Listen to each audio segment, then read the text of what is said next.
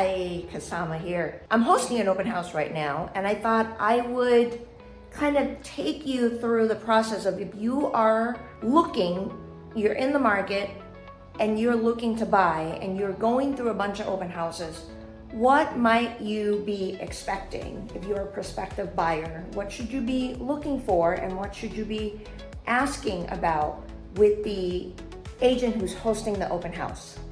Come on, come along. I hope you enjoy the tour. This is Kasama Lee, your community realtor. So here are the first two tips that you want to be looking for when you're walking through a home. There are two things that you can't change. And one is the floor plan, you know, how the house flows. And the second one is the location, because you cannot move the house, right? So for example, this home has this elegant, formal entry as you come in. This is the front door. You want to make sure that the floor plan flows for you. So this way, right? So when you walk in, this is the living room. And it flows, it kind of loops around, flows into the dining area. Okay, it's a dining room, formal dining room.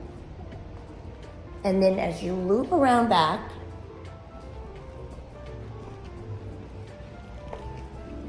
you have a kitchen. Beautiful kitchen. Newly renovated. This is one of the rooms when you're looking at homes. You want to make sure that the kitchen space works for you, right? Like if you've got two people who like to cook maybe together, you want to make sure there's enough counter space, right? So this particular gorgeous home, the stove is on the island. So now it opens up the space, right? Another person could be cutting or prepping or what have you. And then this flows. Oh, I have one guest, visitor who visited and loved that there's a little window overlooking the backyard from the kitchen sink. She says that's really hard to find. So, you know, how does that flow for you? And there's lots of natural light, right? And this takes you right into the backyard. So this is what I'm talking about when I say the floor plan. This flows right into the family room. Now, one of the things that people always wonder is, where is the laundry room? Is it upstairs? Is it downstairs? Two different schools of thoughts about it, but this one is downstairs, but check this out. So these are the things that you don't always see. There's a laundry chute. So the clothes come straight down right into the laundry room. Isn't that cool? Okay. Another question that sometimes comes up is there any bedroom downstairs? You know, a lot of homeowners now, there are multi-generational families where maybe they need a downstairs bedroom for older parents, right? So this one has a downstairs bedroom that is being currently utilized as an office, okay?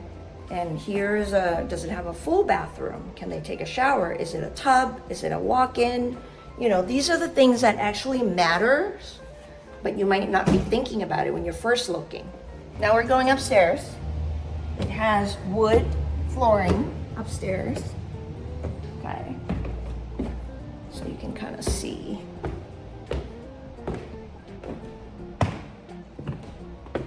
But wait, check out from the upstairs what you can see. Wow, so you have this nice, lovely view from upstairs. Here's a landing right up upstairs. And then now this way, so again, we're talking about floor plan. Here's a primary bedroom. Is it spacious enough? You gotta ask yourself, what size of bed do you have now? Is it gonna fit? In this bedroom, are you gonna have to buy a smaller bed, right? Sometimes people don't think about their existing furniture, so it's important that you size up the room and see if it works for you. That's a primary bathroom. It's got the his and her sinks. You know, it's a pretty popular thing now to have more than one sinks in the bathroom. Walk in, you know, good size shower, stall, walk-in closet, right? Closet space, is it important to you? Okay, so now, so the map for this house, the primary bedroom is its own separate side. There's nobody next to them. So when you walk down, here's so we already saw the bedroom downstairs. We just saw the primary, so that's 2 bedrooms. This is a 3rd bedroom.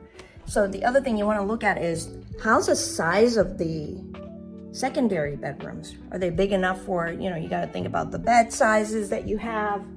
Here's a hallway, right? And then here are the 4th, good size. And you can look at if there's existing furniture, you can kind of see what the bed size is now. And this is the 5th bedrooms. They're all good size. They're all full-size beds, right?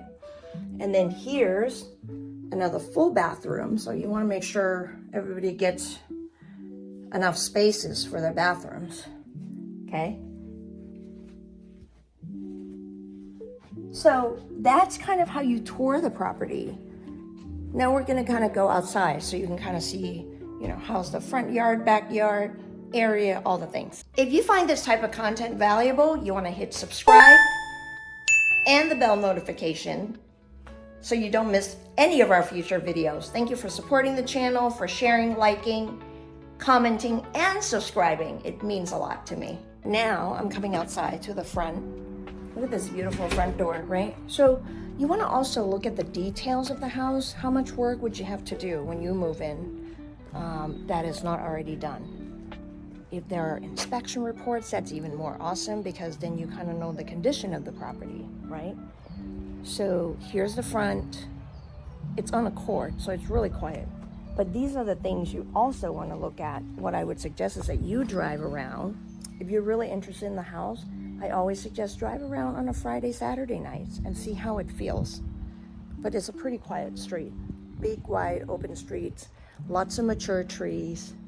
It's just like a lovely area, okay? So you want to kind of get your gut feeling of how you feel when you kind of walk into the homes.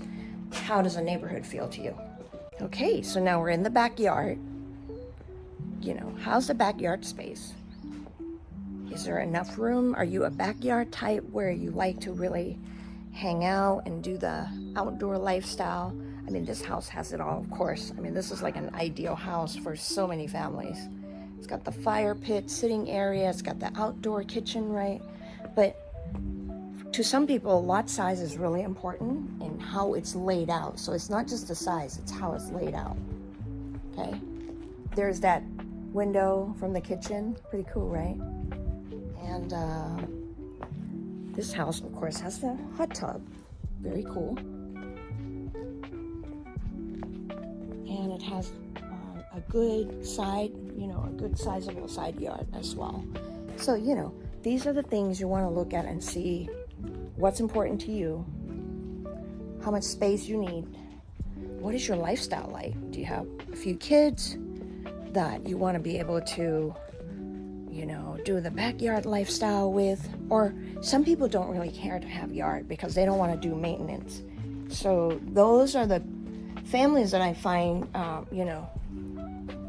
brand new constructions are great for them, because usually the yards are smaller.